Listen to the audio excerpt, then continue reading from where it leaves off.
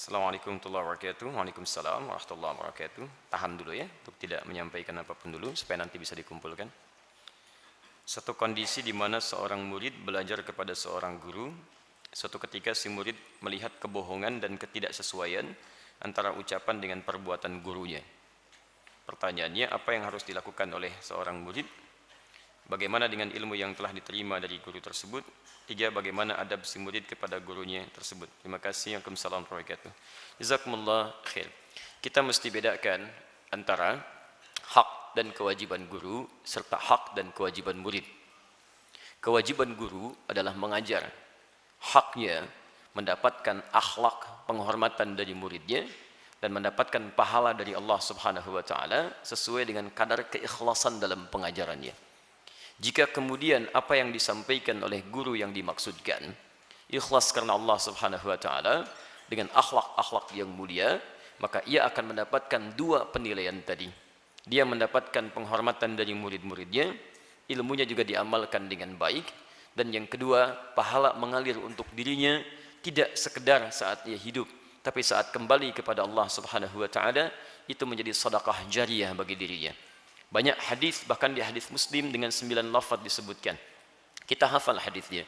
Idza matal insanu inqata'a sa'iru 'amalihi illa min thalath. Jika seorang manusia meninggal, maka terputus semua amalnya, yakni peluang untuk mengerjakan amal saleh untuk menambah pahalanya. Karena sudah meninggal.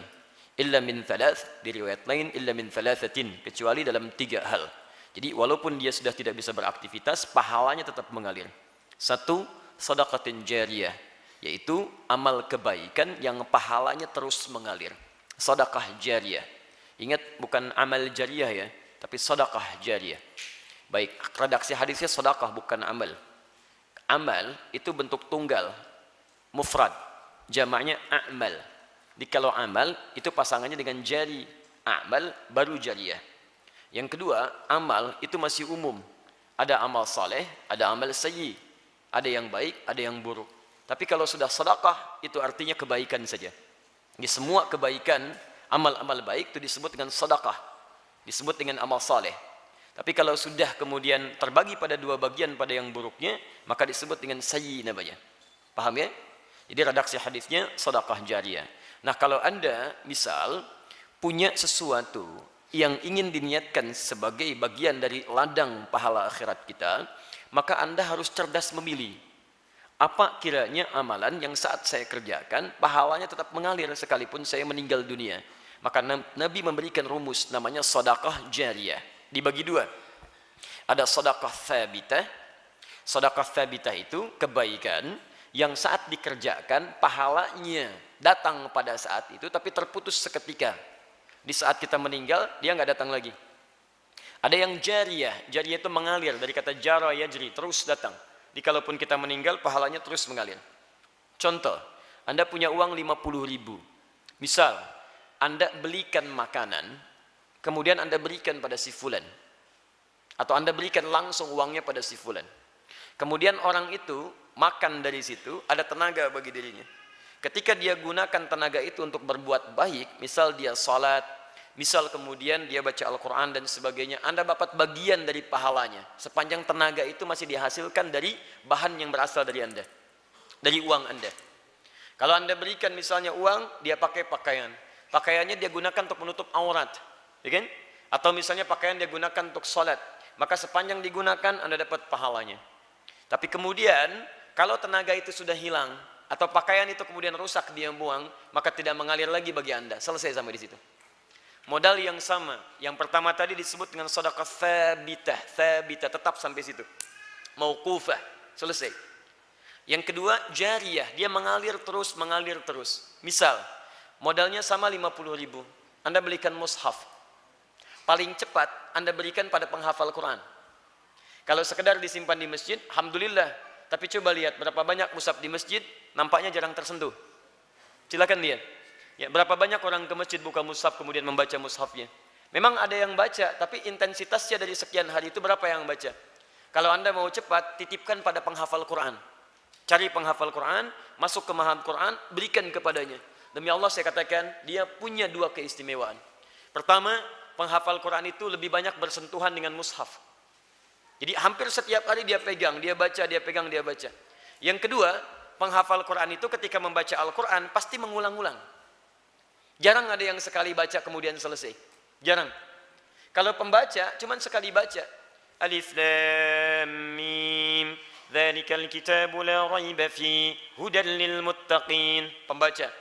Tapi penghafal Alif Lam Mim, dzalikal kitab, dzalikal kitab, dzalikal kitab, dzalikal kitabu la raiba fi, la raiba fi, dzalikal kitabu la raiba fi, hudan lil muttaqin, hudan lil muttaqin, dzalikal kitabu la raiba fi, hudan lil muttaqin. Berapa kali dia mengulang? Dan bukankah setiap hurufnya 10 kebaikan? At-Tirmidzi nomor hadis 2910, man qara'a harfan min kitabillahi falahu 10 hasanat. Siapa yang membacakan satu huruf saja dari kitabullah, dia mendapatkan 10 kebaikan. Walam aqul alif lam mim harfun, saya tidak katakan alif lam mim satu huruf, walakin alifun harfun, lamun harfun, mimun harfun, wa likulli harfin 10 hasanat. Tapi alifnya satu huruf, lamnya satu huruf, mimnya satu huruf, setiap hurufnya 10 kebaikan. Dan berita baiknya, karena mushafnya berasal dari ikhtiar Anda, maka berlaku hadis Muslim nomor hadis 1893. Man dalla ala khairin falahu ajruhu mithla ajri man fa'ala bihi min ghairi an yankusa min ardi syai'. Siapa yang memfasilitasi pada kebaikan, man dalla ala khairin falahu ajruhu mithla ajri fa'ili, maka dia mendapatkan pahala seperti orang mengerjakannya. Min ghairi an yankusa, tanpa dikurangi, ya, tanpa dikurangi min ajri syai', sedikit pun dari pahalanya. Sama persis. Jadi kalau dia baca sehuruf, Anda dapat bagian pahala sehurufnya. Bisa nggak Anda bayangkan, modal 50.000 diberikan pada para penghafal Quran. Baca, baca, baca. Begitu dia hafal, mempraktekkan hafalannya, Anda dapat pahala juga. Karena dia menghafalkan itu dari wasilah mushaf Anda. Kemudian yang paling menarik, sudah dia hafal, dia pinjamkan mushafnya pada yang lain. Ayo silakan baca. Modalnya sama, 50.000, tapi terus mengalir, mengalir, mengalir. Paham di sini? Taib, itu sedekah jariyah. Kedua, waladin salihin yad'u lahu. Anak yang saleh yang mendoakan kedua orang tuanya. Yang ketiga, ilmin yuntafa'u bihi. Ini ada kaitan dengan ini. Ilmu yang diajarkan dan ada manfaat dalam kehidupan. Maka tatkala guru ini mengajarkan dengan penuh keikhlasan, bermanfaat ilmunya, maka setiap murid yang mengamalkan, Masya Allah, berapa tuh limpahan pahala bagi guru-gurunya. Ini bagian pertama. Di tugas guru, itu hanya mengajarkan kewajibannya, kemudian dengan ikhlas dia sampaikan. Hak dia mendapatkan penghormatan, ingat, penghormatan dari muridnya. Kemudian mendapatkan pahala dan balasan dari Allah Subhanahu wa taala. Pahala dari Allah dan penghormatan dari murid itu bergantung bagaimana keikhlasan dan sikap guru dalam mengajarnya. Karena itulah Imam An-Nawawi membuat kitab namanya At-Tibyan fi Adab Hamalatil Quran. Di kitab itu diterangkan bagaimana menjadi guru yang baik plus murid yang baik. Apa di antaranya? Ada akhlak sebagai seorang guru. Akhlak sebagai seorang guru. Banyak Pak, Bu. Pertama, akhlak kepada Allah. Bagaimana mengikhlaskan hatinya. Dia pelajari dulu nih. Pilihan dia untuk mengajar. Maka begini cara pencarian ilmunya. Muncul Quran surah 96 ayat 1-5. Pemahamannya di Quran surah 9 ayat 122. Dalam memahami itu tetap menjaga peningkatan iman dan ilmunya hanya karena Allah. Quran surah 58 ayat ke-11. Dari situ dia hadirkan rasa takut kepada Allah. Sehingga apa yang ia sampaikan tidak mesti kemudian sembarangan dia sampaikan, tapi dipastikan Allah ridho dengan penyampaiannya. Quran surah ke-35 ayat 29. Kalau itu sudah disampaikan, pahala Allah berikan. Kemudian akhlak terhadap murid pun ada. Apa di antaranya? Banyak. Mendoakan murid supaya apa yang disampaikan itu meresap dalam jiwanya. Yang kedua, dia berusaha memberikan keringanan kepada murid. Jadi tidak pernah ada guru-guru yang baik meminta tarif misalnya kemudian dalam dakwahnya. Tidak pernah ada guru-guru yang baik menginginkan popularitas supaya banyak orang menyanjungnya. Tidak pernah ada guru yang baik rebutan murid dan takut kehilangan murid-murid kemudian berselisih satu dengan yang lainnya. Jadi kalau sudah itu disampaikan dengan baik, penghormatan murid pun kepada dirinya, itu dengan sendirinya akan mengalir seikhlas-ikhlas dan kebaikannya. Sebaliknya, kalau akhlak dia dengan Allah tidak ada, akhlak dia dengan murid tidak ada, nah ini pun sekalipun ilmunya luas, maka konsekuensinya pahala tidak mengalir utuh bagi dirinya. Dan mohon maaf, sikap dari murid pun akan diterima barangkali kurang dari apa yang ia harapkan. Paham sampai sini? Nah sekarang persoalannya, bagaimana sikap murid kalau mendapati guru tidak konsisten dengan apa yang ia sampaikan? Pertama, sederhana. Pertama, kalau terkait dengan murid, Anda cukup mengambil baiknya saja, tinggalkan buruknya. Karena hak Anda, ingat, hak Anda dari guru itu mendapatkan ilmu. Kewajiban Anda menghormatinya, bukan mencelanya.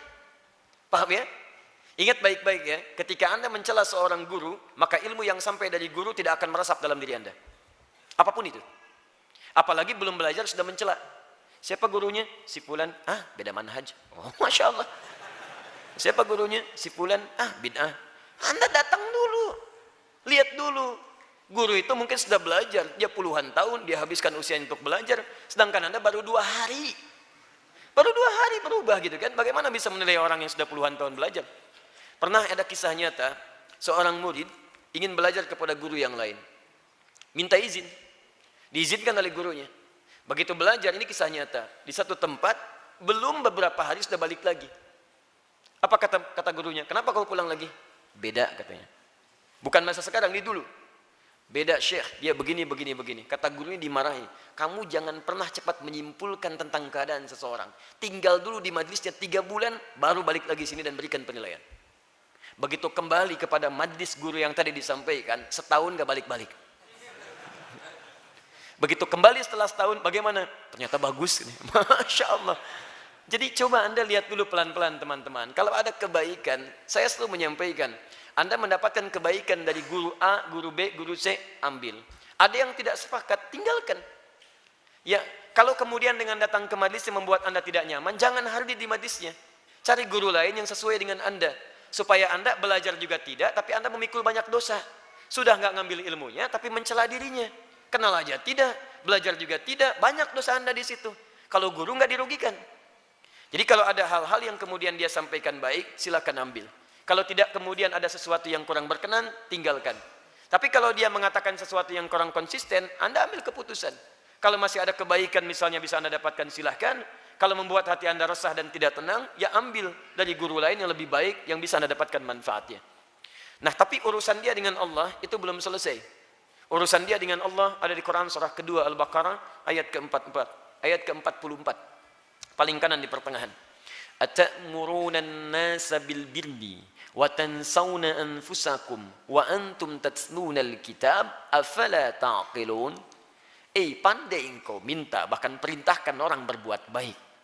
Awas, hati-hati. Sedangkan kamu lupa diri. Enggak kamu amalkan itu. Dan kamu lebih tahu tentang teorinya. Tuntunan Alkitab dibandingkan dengan muridmu. Afala taqilun. Disimpan di mana pikiran kamu? Luar biasa. Jadi caranya doakan guru itu. Jangan banyak dicela dulu. Mungkin sedang lupa. Orang lupa kan suka nggak inget, Pak. Itu masalahnya. Ya, antum doakan. Ya Allah, bangun malam, doakan supaya guru saya ikhlas, guru saya konsisten, jaga guru saya dari maksiat, jaga guru saya dari ABC. Dengan doa antum mungkin itu yang akan melembutkan hati guru antum dan diberi petunjuk oleh Allah Subhanahu wa taala. Ketimbang mencelanya. Kecuali kalau orang munafik. Udah, tinggalkan orang munafik. Tinggalkan sampai dia bertobat di hadapan Allah. Itu ada ayatnya khusus sampai kaget Mike tuh. Di Quran surah keempat ayat 140, posisi paling kiri sebelah bawah. Itu khusus ayatnya. Wa qad nazzala 'alaikum fil kitab. Telah tetap ketentuan dalam Alkitab, Al-Quran maksudnya. An idza sami'tum ayatillahi yukfaru biha. Kalau Anda pernah mendengar orang-orang mengingkari ayat-ayat Allah. Dia hafal Quran, tapi tidak sejalan dengan apa yang tertuang dalam Al-Quran. Dia mengetahui hukum-hukum, tapi kok bertentangan dengan apa yang disebutkan di Quran. Wa yustahza'u biha, atau mengolok-olok. Dia paham hukum, tapi senang ngolok-ngolok orang lain misalnya. Dan agak aneh kalimat-kalimatnya. Maka kalimat Qurannya jelas. Fala taqudu ma'hum, jangan sertai mereka. Kok ada itu bisa duduk atau menyertai sesuatu. Bisa ikut belajar langsung di majlisnya, bisa mendengarkan acaranya, bisa misalnya membaca bukunya, tinggalkan semuanya itu. Maka kalau kita boikot orang-orang seperti itu, bukan karena kita kemudian ingin menepikannya, tapi Quran ingin memberi kesempatan kepada dia supaya berpikir dan berubah. Jadi kalau kita tinggalkan, mungkin dia berpikir ada yang salah dalam diri saya. Begitu dia berpikir ada yang salah, lihat kalimat Qurannya. Hatta yakhudhu fi haditsin ghairi. Sampai dia kembali kepada pernyataan yang benar. Innakum idzam mithluhum. Kalau Anda sertai orang-orang seperti ini, maaf, nanti pemikirannya menular, kata Quran. Menular. Hati-hati. Sekarang banyak tuh orang liberal, misalnya liberalisme, sekularisme, gitu kan? Sepilis diistilahkan dengan pluralisme. Hati-hati. Dari dulu orang jahiliyah pun tidak pernah mengatakan, tiba-tiba orang ini mengatakan semua agama sama. Menuju pada Tuhan yang sama. Cuman caranya beda-beda. Ini aneh gitu kan. Maka yang seperti ini, jangan sertai mereka kata Quran. Nanti lama-lama Anda seperti mereka juga. Ya, lama-lama tidak ada agama yang benar. Lama-lama Anda nggak sholat. Lama-lama Anda nggak puasa. Lama-lama Anda error. Ya. Jadi, innallaha jami'ul munafiqina wal kafirina fi jahannam jami'a. Kalau Anda tidak bertobat, maka Anda pertama disebut orang munafik. Yang kedua berita buruknya, Anda masuk neraka jahanam duluan. Jadi yang masuk neraka jahanam bukan orang kafir duluan, munafik dulu, baru orang kafir. Kalau orang kafir memang gak ada iman. Kalau orang munafik, dia mengaku punya iman, tapi justru dengan imannya membuat orang lain keluar dari imannya. Paham ya? Itu yang didahulukan masuk neraka jahanam, baru yang lainnya. Ya. Kalau Anda lihat orang-orang seperti itu, sholatnya aja pada malas itu. Kelihatan, sholat gak khusyuk, paling sedikit tuh. Coba cek tahajud gak orang-orang seperti itu. Lihat ayat 142-nya. Sholatnya malas, kalaupun berzikir, wala yadhkurunallaha illa qalila. Perhatikan aja, kalau bicara banyak, tapi ibadah barangkali kita nanti bisa saksikan. Ya, paham ya? Jadi singkatnya, pertama, ambil cara terbaik untuk mendoakan guru-guru itu, supaya lebih dekat dengan Allah dan menghindari keburukannya. Kedua, kalau masih ada manfaat, ambil kebaikan-kebaikannya, tinggalkan keburukannya.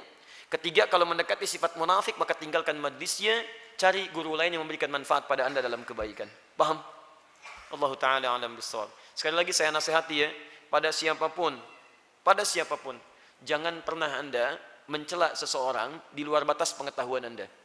Apalagi saat Anda akan belajar atau pada guru tertentu. Demi Allah saya katakan tidak akan ada keberkahan dalam ilmu Anda. Ya, kalau tidak Anda lupa dengan ilmunya, maka Anda akan sulit dalam mengamalkannya. Kalau pahala jelas nggak ada.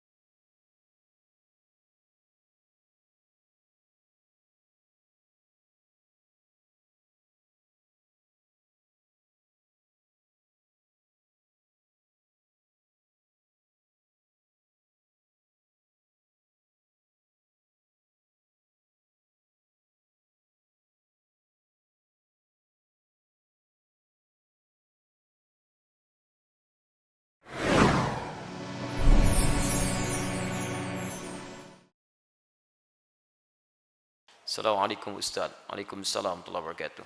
Saya ingin bertanya, apa saja cara untuk menghindari sekularisme, pluralisme, liberalisme? Syukran, jazakallah khair Ustaz. Caranya tinggalkan semua itu. Selesai.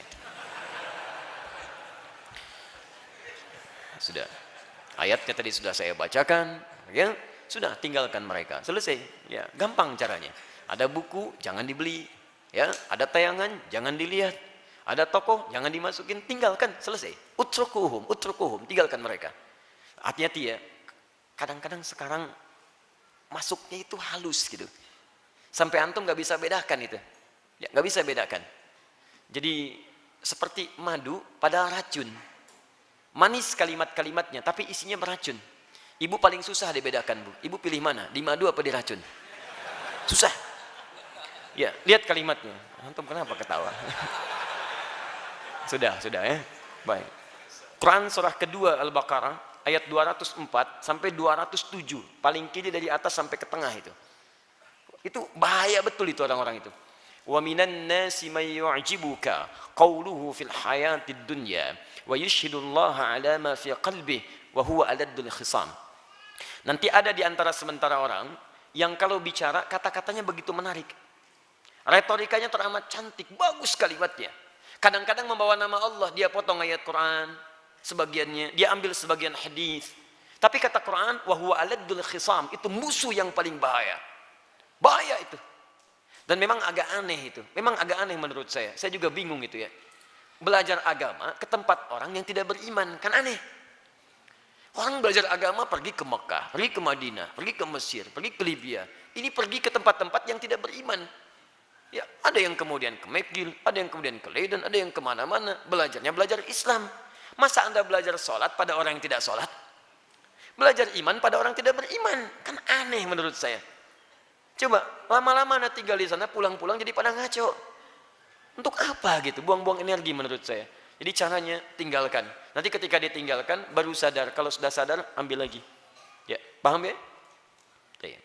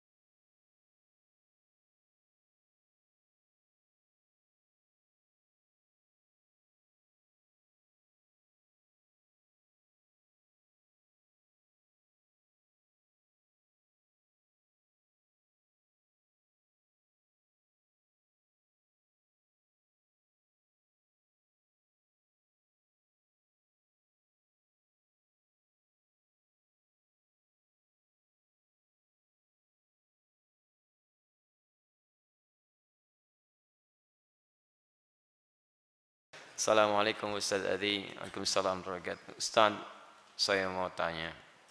Pasti karena ini kertas pertanyaan itu kan. Masya Allah, sudah. Saat ini istri saya belum berhijab dan sudah ada niat karena saya yang suruh. Tetapi dia tanya, kalau saya hijab, saya pakai hijab, nanti pahalanya untuk siapa? Masya Allah. Kenapa perhitungan banget? Kalau pahala untuk Anda, alhamdulillah. Dibagi suami juga, alhamdulillah. Apa salahnya gitu kan? Sudah, baik. Berita baiknya, dia sudah mau berhijab. Kita doakan sama-sama ya, supaya konsisten dengan hijabnya. Kita jawab dulu, kalau Anda berhijab, maka pahalanya untuk kedua-duanya. Suami dapat, istri juga dapat. Ya, suami dalilnya tadi, di hadis Muslim, hadis 1893, man dalla ala khairin falahu ajruhu mithla ajri fa'ili min ghairi an yankusa min syai'. Siapa yang menunjukkan pada kebaikan, dia mendapatkan pahala dengan yang mengerjakannya tanpa dikurangi sedikit pun. Kemudian istrinya pun dapat, karena Quran jelas mengatakan man jaa'a bil hasanati falahu asyru amthaliha. Siapa yang mengerjakan satu kebaikan minimal dapat 10 pahala. Jadi ibu tuh Masya Allah bu, perempuan tuh paling banyak pahalanya. Begitu pakai hijab dapat pahala. Buka hijab, tersimpan pahala tertahan. Pakai hijab lagi, dapat pahala lagi. Tinggal ibu pilih mana lah. Kalau merasa dosanya masih banyak, pahala sedikit, tinggal pakai hijab aja. Pakai bu, pakai jilbab, pahala ada di situ. Sayang bu, perempuan tuh banyak pahalanya. Ya kadang-kadang banyak di dalam daripada di luar. Karena itu saya sarankan, coba suami istri kompak. Ya dalam kehidupan rumah tangga itu pahala tuh luar biasa. Anda tahu tidak? Tertawanya suami istri itu bisa ada pahala. Ketika saling menyenangkan satu dengan yang lainnya. Coba, indah sekali. Pernah dengar kisah Ibnu Khitan? Ibnu Khitan itu saya ceritakan beberapa tempat kemarin. Saking saya bahagianya dengan cerita itu. Itu punya seorang istri yang cantik luar biasa. Cantik. Di antum, ikhwan, lihat istri antum pun gak seperti itu. Cantik pokoknya. Ya. Bu, maaf ya, ini serial bapak-bapak lah malam ini ya. Tapi kita seimbangkan nanti insya Allah. Tunggu aja. Tapi mohon maaf, untuk suaminya barangkali tidak seideal pria-pria yang lainnya.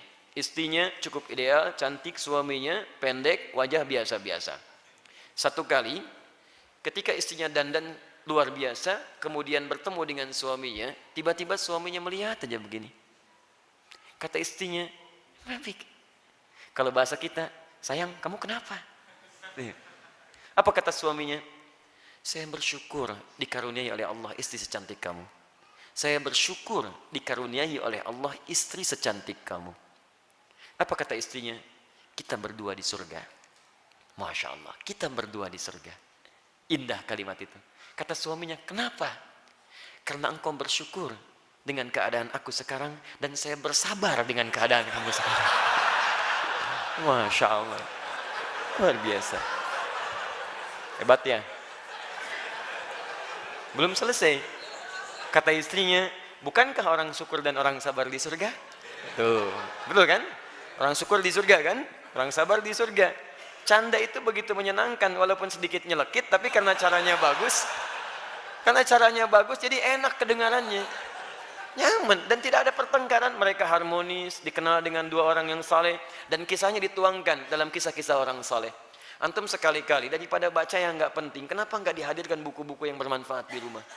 Cari kisah para sahabat, cari kisah para tabi'in yang saleh-saleh, cari kisah-kisah untuk anak-anak antum, motivasi kebaikan-kebaikan, daripada anak antum dikenalkan pada yang tidak penting. Dan kadang-kadang kisah fiksi yang di dunia nyata juga nggak ada. Cuman akhirnya jadi pikiran anak-anak, kasihan. Anak baru tumbuh sudah mikirin Batman aja nggak kenal dia. Jadi tolonglah kenalkan yang baik-baik. Ada Wafayatul A'yan, ada kitab Tazkirah, ada kitab Azkiyah, macam-macam, kumpulkan semua itu. Ya. Kalau dulu masih banyak kitab 30 orang soleh, kitab 100 orang teladan dan sebagainya. Sekarang agak mulai menipis itu.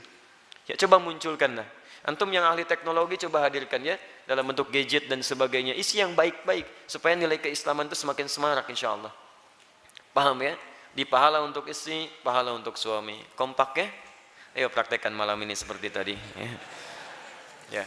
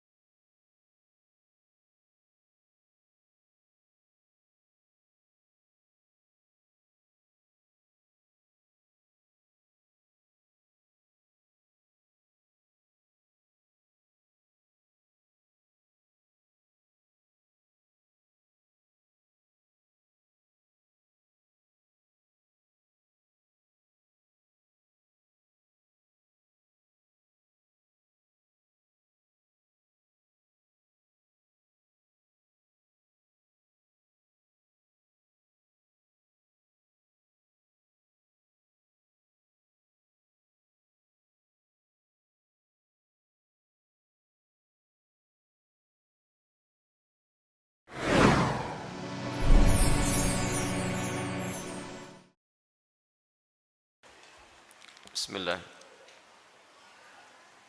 Ustaz, mohon penjelasannya, bagaimana mendidik anak yang saat ini sudah dewasa dan sulit dinasihati karena kita kurang mendidiknya di saat mereka kecil. Bukan kita, Anda, saya tidak ikutan. Ya, saya sudah punya istri, punya anak, mungkin Anda yang tidak tepat. Apakah kalau anak-anak kita, anak Anda sudah menikah, dan juga masih mempunyai tanggung jawab untuk mendidiknya? Dua pertanyaan.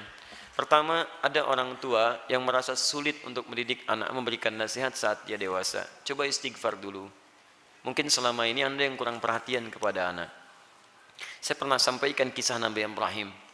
Bagaimana seorang Ismail alaihissalam yang baru tumbuh usia 4-5 tahun belum balik, melihat bapaknya sedang bekerja atas perintah Allah, bergetar hatinya, tersentuh untuk menolong bapaknya. Walaupun ayahnya nggak minta. Quran surah kedua Al-Baqarah ayat 127. Posisi paling kiri sebelah atas. Wa idh yarfa'u Ibrahimul qawa'ida minal baiti wa Ismail. Perhatikan, saya ajarkan sedikit bahasa Arab. Dalam uslub bahasa Arab, ungkapan bahasa Arab, kalau ada dua subjek mengerjakan satu pekerjaan, subjeknya disebutkan langsung di depan. Maka ini menunjukkan porsi pekerjaannya sama, sebanding. Tapi kalau ada satu disebutkan di depan, yang kedua diakhirkan, ini menunjukkan bahwa yang kedua ini sekedar membantu yang pertama saja. Tidak sebanding porsinya. Paham sampai sini? Sekarang perhatikan baik-baik. Wa idh yarfa'u Ibrahimul qawa'id. Ibrahim disebutkan. Dan ingatlah ketika Ibrahim diperintahkan oleh Allah meninggikan kembali bangunan Ka'bah yang sempat terkena banjir di masa Nabi Nuh alaihissalam. Wa Ismail dan Ismail. Ismailnya diakhirkan. Padahal Allah bisa berfirman begini misalnya di luar Quran. Wa idh yarfa'u Ibrahimu wa Ismailul qawaid. Kalau Ibrahim dan Ismail dua-duanya seimbang. Tapi ini Ibrahim, qawaid baru Ismail. Ini menunjukkan Ismail ingin membantu bapaknya. Tahukah Anda, saat ayat itu disampaikan kisah kepada kita, ingin mengisahkan bagaimana seorang Ibrahim alaihissalam menerima tugas meninggikan bangunan Ka'bah, dikerjakan dengan segera. Tapak pertamanya disebut dengan maqam. Sampai sekarang tapak itu dikenal dengan maqam Ibrahim. Saat akan membangunnya, kadalah meninggikannya, kadalah anaknya datang. Melihat bapaknya bekerja, dia ingin menolongnya. Perhatikan, bukan dinasehati, bukan diminta, tapi anak tergerak untuk menolong bapaknya. Datang anaknya bawa batu. Batu bahasa Arabnya disebut dengan hajar. Kalau disusun-susun menjadi hijar. Kalau jadi bangunan disebut hujrah. Kalau jadi ruangan kamar-kamar disebut dengan hujurat. Maka dia mulai membantu bapaknya. Kalau bahasa kita, boleh nggak saya bantu? Dia bawa hajar, dia susun-susun. Begitu dia susun jadi bagian dari Ka'bah. Sampai sekarang disebut dengan Hijar Ismail. Hijar Ismail itu area dalam Ka'bah. Dan kalau kita sholat di dalamnya, itu termasuk sholat di dalam Ka'bah. Di dulu pada zamannya awal-awal masa Quraisy terjadi kebakaran, menimpa kemudian Ka'bah, ada kerusakan, mereka ingin memperbaiki. Cuman mereka tidak mau mengumpulkan harta yang tidak jelas. Akhirnya orang jahiliyah berusaha mengumpulkan harta yang paling halal. Tuh, orang jahiliyah bangun Ka'bah aja cari yang paling halal. Anda bisa bayangkan. Jadi mereka kumpulkan dan ternyata nggak cukup. Karena nggak cukup, kemudian area Hijar Ismail ini ya tidak tercukupi untuk kemudian dibangun pada area-area yang tertutup dengan area Ka'bah. Maka dibiarkanlah terbuka, sampai sekarang dipelihara keterbukaan itu, dan hikmahnya adalah Allah memberi kesempatan bagi orang yang ingin sholat di dalam Ka'bah.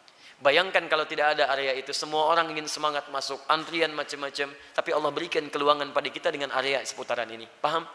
Tapi intinya, ada sentuhan dari anak, melihat bapak bekerja, dia ingin membantu. Kisah keduanya, dahsyat lebih dahsyat. Quran surah 37 ayat 102. Begitu dia mulai dewasa, falamma balagha ma'ahu sa'ya, sudah mulai nalarnya matang, apa yang terjadi? Bapaknya melihat dalam mimpi, inni ara fil manami anni adbahuka. Papa lihat nak, dalam mimpi papa menyembelih kamu. Fanzur madza tara. Ini kisahnya. Berbagi bapak dengan anak. Lihat, berbagi tukar, bagi pikiran. Bagaimana pendapat Ananda? Pendapat Ananda bagus, garis bawahi. Bagaimana pendapat Ananda? Anda tahu bahwa mimpi Nabi dan Rasul itu pasti wahyu. Dan kalau sifatnya wahyu harus segera dilakukan. Ibrahim bisa mengatakan begini, nah siap-siap ya, kemana Pak? Sembelih. Masya Allah, mudah. Tapi kenapa tidak dikerjakan? Ada hikmah di situ. Nanti saya di belakang saya sampaikan hikmahnya. Yang paling menarik, apa jawaban anak? Anak yang bukan protes, bukan marah, tapi meyakinkan dan menguatkan ayahandanya. Lihat kalimatnya, ya abati, panggilannya abati. Ketika anak dipanggil bunai dengan panggilan sayang, maka anak membalas dengan kalimat abati. Saya pernah sampaikan, ada abi, ada buya, ada abati, itu beda. Kalau abi itu panggilan hormat. Kalau buya, panggilan sayang. Bisa sayang kepada ayah secara biologis, atau sayang kepada ilmu yang dimiliki seseorang. Saya memanggil Buya Hamka rahimahullah. Beliau bukan ayah saya, tapi saya menyayangi keilmuan yang melekat pada beliau. Paham? Kalau Anda ingin menggabungkan antara abi dengan Buya, maka gabungannya disebut dengan abati. Itu panggilan hormat dan sayang. Bapak mengambil sayang, memanggil sayang ke anak, anak membalas, lihat kalimatnya, ya abati, pa, demi sayang dan hormat Nanda pada papa, if'al ma tu'mar, kerjakan sekarang yang diperintahkan. Satajiduni insyaallah minas sabirin. Ayah pasti dapati saya seorang yang sabar. Teman-teman sekalian, maaf ya, kebanyakan orang taunya cuma diganti dengan sembelihan yang besar. Sampai ayat 109 di surah As-Saffat, surah 37 itu. Tidak banyak orang tahu ada peristiwa yang begitu menyentuh di balik proses penyembelihan itu. Sehingga diganti dengan kibas yang luar biasa itu. Buka kitabnya Al-Akhlaq lil Banin, karya Ustaz Omar Ahmad Baraja, jilid yang kedua, warnanya biru, halaman 25, posisi paling kanan di sebelah bawah. Teman-teman sekalian, ada 3 peristiwa besar terjadi saat akan disembelih itu. Ketika Ismail mulai diikat, ikatan mulai terasa longgar. Kata Ismail, duhai ayahanda, tolong kencangkan ikatan ini, supaya nanti saat saya akan disembelih tidak merontak saya dan tidak membuat ayah iba dan tidak jadi menyembelih saya. Lihat, supaya ayahnya sempurna menyempurnakan tugas.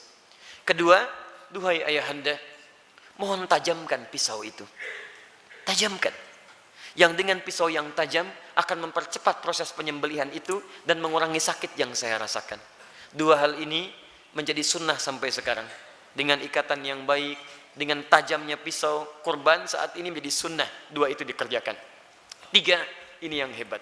Ternyata beliau sedang melipat pakaiannya, pakaian luarnya. Lihat beliau katakan, duhai ayahanda, mohon titip pakaian ini kepada satu-satunya ibunda yang sangat saya sayangi. Sampaikan salamku kepadanya. Ismail alaihissalam.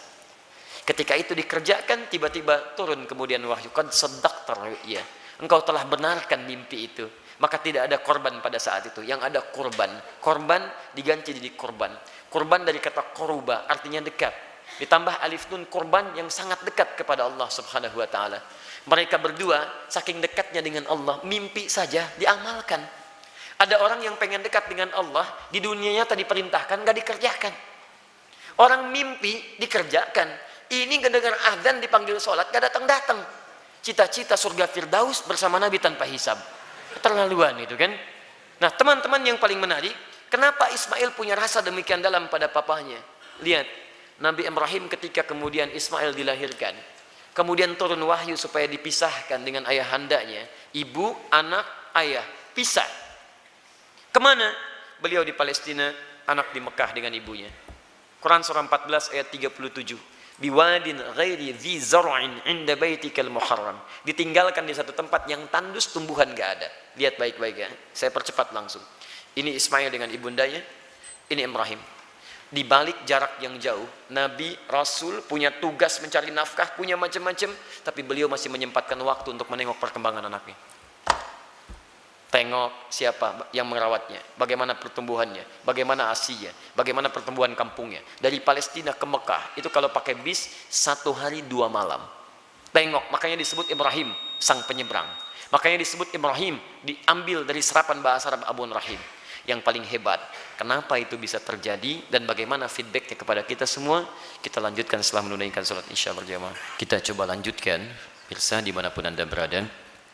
Kesulitan nasihat yang diterima oleh anak terkadang bukan karena anak itu tidak mau mendengar nasihat orang tuanya, tapi seringkali diakibatkan karena orang tua tidak memiliki perhatian yang cukup kepada anak sebelumnya.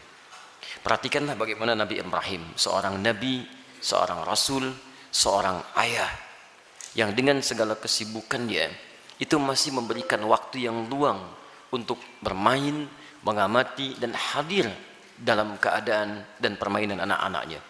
Sehingga apa yang terjadi, walaupun tinggal beliau di Palestina, anaknya berada di Mekah, itu masih tetap bisa mengontrol, Pak.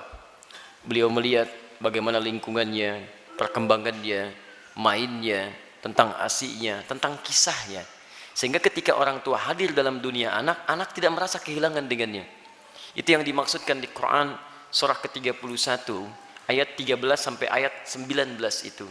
Ada 4 pendidikan dini yang harus ditanamkan pada anak sejak awal, sehingga anak itu akan mudah nanti mendekat kepada Allah, dekat dengan orang tua, dan bergaul balik dengan lingkungannya. Ayat 13-nya pengajaran tentang tauhid, ayat 14 sampai 15 mengajarkan tentang bagaimana pendekatan anak dengan kedua orang tuanya. Ayat selanjutnya mengajarkan tentang bagaimana pendidikan salat ditanamkan sejak dini, dan yang keempat tentang akhlak supaya dia dekat dengan lingkungannya. Nah ini kadang-kadang yang kita lupa, mohon maaf, kita itu bukan nabi, rasul juga bukan, surganya tidak sedekat Nabi Ibrahim. Maaf, gelar kita bukan Khalilullah, bukan Abul Anbiya. Sesibuk apa sih? Kadang-kadang pekerjaan berangkat gelap, pulang gelap, anak tidak bisa terlihat dengan baik. Ini barangkali yang menyebabkan anak-anak kadang ingin mencari perhatian, bukan karena nakal, tapi mungkin karena orang tuanya tidak hadir dalam dunianya. Yang jadi persoalan. Saya mohon Bapak Ibu sekalian, kita sudah punya pengalaman yang sama. Ya, setiap Anda pulang ke rumah, anak kan tidak akan menyebut dengan profesi Anda. Anda jadi direktur di kantor, tapi di rumah anak Anda itu mengharapkan ayah. bukan direktur. Pernah Anda pulang disambut oleh anak, Pak Direktur, Masya Allah, hebat kalau begitu Anda. Saya selama ini pulang ke rumah, anak kami masih kecil-kecil, sejak dia usia 3 tahun, anak yang pertama, itu menanti depan rumah. Gak pernah saya pulang sampai ke rumah dibuka, sampai hari ini dengan adiknya. Kalau menyambut kami, datang dia berdua, tidak pernah memanggil sampai hari ini, Ustadz, tidak. Ternyata mereka menunggu ayahnya gitu. Satu kejadian, karena tahu saya sering kali pulang malam, dia siangnya tidur. Banyak dia tidur, supaya tunggu malam saya datang. Ternyata kadang ingin menampilkan sesuatu, ingin menyampaikan pesan tertentu. Kadang ingin menyampaikan pesan bahwa saya sudah menghafal surat 8 jam tunggu-tunggu itu. Antum juga begitu.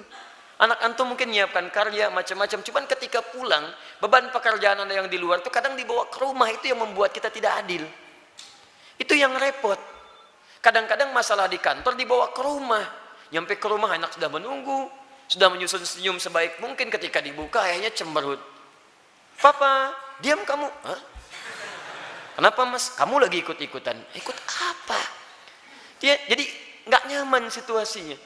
Begitu saya datang tiba-tiba, Buya, main bola yuk. Main bola tuh. Main kita apa malam? Itu yang menarik. Sampai besoknya diceritakan sama bundanya, Buya itu capek kak, tunggu dulu ya. Pijitin dulu, bobok sebentar, baru main. Besoknya ditunggu, Masya Allah, di depan pintu. Buya, capek ya? Masya Allah. Ayo sini bobok, kakak pijitin. Pijitin pak. Bobok dulu, bobok merem, katanya merem. Begitu merem kita, baru semenit. Ya bangun, main bola yuk. Masya Allah. Tapi itu tuh susah didapatkan lagi ketika dia dewasa. Jadi kalau Anda nggak dapat sekarang, besok Anda tidak akan bisa meraihnya. Karena itulah orang tua seperti Ibrahim alaihissalam memberikan perhatian yang dalam. Anak itu punya rasa. Jangankan mendengar nasihat bapak ibunya, nyawa saja mau diserahkan kok. Bapak cuma mimpi melihat kamu begini. Kak, kerjakan sekarang pak. Coba antum tes pulang dari sini. Bapak tadi ikut kajian Quran Sunnah Solution. Wah, dapat gambaran nyembelih kamu. Bagaimana pendapat kamu? Wah, sesat pak itu, jangan ikuti lagi. Repot gitu kan. Jadi yang pertama itu demikian. Pertama kita koreksi dulu. Yang kedua kita mendekat kepada Allah, berdoa, ya Allah, tidak engkau titipkan anak itu kepada ibunda yang lain kecuali pada hamba, ya Allah. Berikan kekuatan. Hamba yakin engkau tidak pernah memberikan ujian kecuali pada yang sanggup menjalaninya. Sentuh hatinya ya Rabb, sentuh hatinya ya Rabb. Ingat ketika seseorang telah menikah pun, kewajiban untuk memberikan nafkah berhenti memang. Tapi mohon maaf, perhatian itu kan tidak terputus. Anda masih berhak memperhatikan, memberikan arahan dan sebagainya. Karena itu, jangan putus dalam memberikan nasihat, sampaikan dengan cara yang terbaik. Kalau tidak pakai bahasa akal, gunakan bahasa hati. Setidaknya jadikan dia teman dalam kehidupan. Insya Allah dengan kalimat yang menyentuh, lama-lama dia akan tersadar. Jadi buka dengan doa, setelah itu ajak untuk berbicara dengan bahasa hati. Nah, mama bersyukur, kamu sekarang sudah tumbuh dewasa, cukup pintar, teman kamu banyak. Dulu saat kamu dikandung, masuklah ke situ. Besar harapan mama terhadap kamu. Tiap malam mama bermohon kepada Allah mengalirkan air mata, supaya kita itu bisa sama-sama duduk, sama-sama tersenyum, kita bisa bahagia. Saat kamu berada dalam sekian bulan, harapan itu semakin tinggi. Ayah menambah peluk keringatnya supaya kamu bahagia. Kami berdoa supaya kamu tidak seperti kami, makannya mungkin terbatas dan sebagainya. Pelan-pelan sampai sudah masuk ke dalam jiwanya, baru antum sampaikan nasihat-nasihat kebaikan. Insya Allah pelan-pelan di situ akan hadir kebaikan-kebaikan. Demi Allah saya katakan, sepanjang menjadi orang tua akan ada satu chemistry yang terbangun antara dua hati, yang satu sama lain akan saling tersentuh di situ. Semoga Allah memberikan kekuatan insya Allah.